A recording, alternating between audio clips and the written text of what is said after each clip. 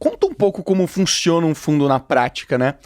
Captaram 10 milhões de dólares, botaram esse dinheiro numa estrutura lá fora, e aí? Como é que faz para rodar um fundo de investimento? Boa pergunta. Então, geralmente nosso fundo é um fundo de Venture Capital, né? Então, geralmente um fundo de Venture Capital, ele tem um prazo de 10 anos. Então, você tem que ter todo o seu ciclo de investimento dentro desses 10 anos. Geralmente, você tem um período de investimento de 4 anos. Esse é o período que você tem que procurar oportunidades e investir. Depois, você não pode mais investir. Você não pode ficar 10 anos com o dinheiro do investidor. Você tem que botar ele para trabalhar. E depois, você tem um período de desinvestimento de 6 anos.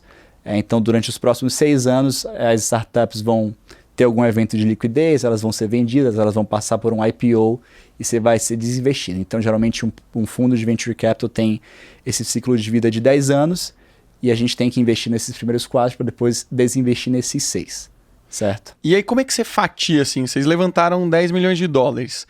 Quanto que vocês reservam para o investimento em si?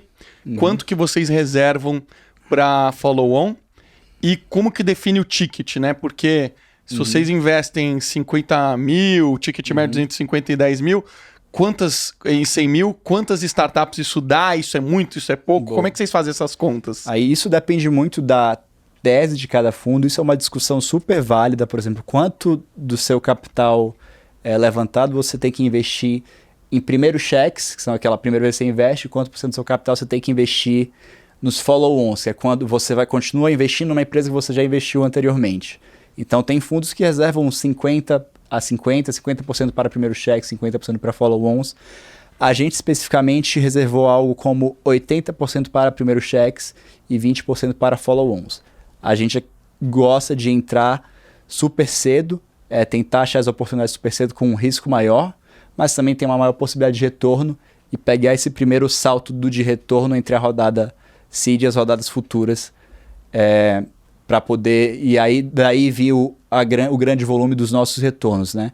E a gente aposta nas startups que a gente acredita muito e faz esse cheque de follow-on. Então, os 20% dos cheques de follow-on são só para as startups que a gente realmente acredita e realmente aposta.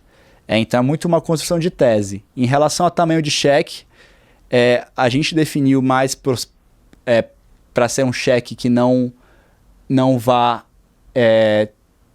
tomar muito espaço da rodada. A gente não tem um requerimento mínimo de participação da empresa. Isso é uma coisa que muitos fundos têm. Verdade. Eles geralmente procuram eu preciso ter 8%, 10% da empresa para poder fazer sentido aqui a economia do meu fundo.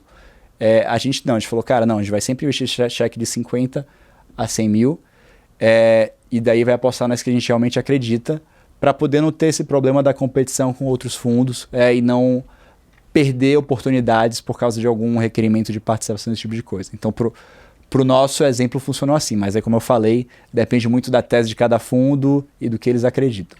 Vocês pretendem investir em mais ou menos quantas startups nesse primeiro fundo? A gente deve chegar mais ou menos a 70 a 80 startups nesse primeiro fundo. Animal, já estão com 50, né? Isso, exatamente. Com 50 startups. Sensacional. E todos eles entrando seed para seed? Ou tem startup que vocês entraram pós-seed? Cara, tem. Todo fundo de Venture Capital vai ter a sua exceção à regra. Uhum. Então, se a maioria fala, eu faço isso e aquilo, mas sempre tem uma exceção. No nosso caso não é diferente. A gente fez mais ou menos uns 5 investimentos em série A, que são uma série acima do seed e pre-seed, mas foi muito no pensamento, cara, mesmo que seja um investimento em série A, a gente acredita que ele vai correr e vai gerar o retorno que a gente quer que gere como se fosse um investimento seed, entendeu? E, foram startups super reconhecidas aí, então só para te dar nomes, foi na Boozer, na Flash de benefícios, na Peer de seguros, na Tribe de educação, que são startups estelares aí que estão mandando super bem realmente hoje em dia. Só os fenômenos. Exato. Potenciais unicórnios. Algum desses ainda não é unicórnio, né? Ainda não. A Boozer deve estar muito perto. Estão chegando, ainda não. Espero que no futuro próximo a gente possa falar que algum virou. Cara, demais. É bom ter essa flexibilidade, né? Vocês acabam maximizando para o que vai dar melhor. Porque quando você coloca algumas limitações dessa, você deixa passar deals que obviamente vão ser incríveis, porque a regra era essa, né? Com certeza, com certeza. É uma discussão muito rica que até acontece no mundo de VC. É tipo, pô, tem fundo que fala, não, você tem que ter essa participação mínima na empresa, senão não vai fazer sentido a conta e o retorno que vai gerar para o seu fundo. A gente tomou uma perspectiva diferente e falou, não, a gente não vai deixar oportunidades passar e vai sempre alocar o cheque nas startups que a gente acredita mais. Então, cara, tem casos que a gente fez uma exceção e entrou com um cheque menor do que 50. Tem casos que a gente fez a exceção e entrou com um cheque maior, que era o cheque mínimo que podia entrar. Então é muito uma mentalidade de não vamos deixar oportunidades boas passar por causa desses requerimentos, dessas regras que fundos têm, e vamos alocar realmente o nosso capital nas startups que a gente acredita muito que vão crescer.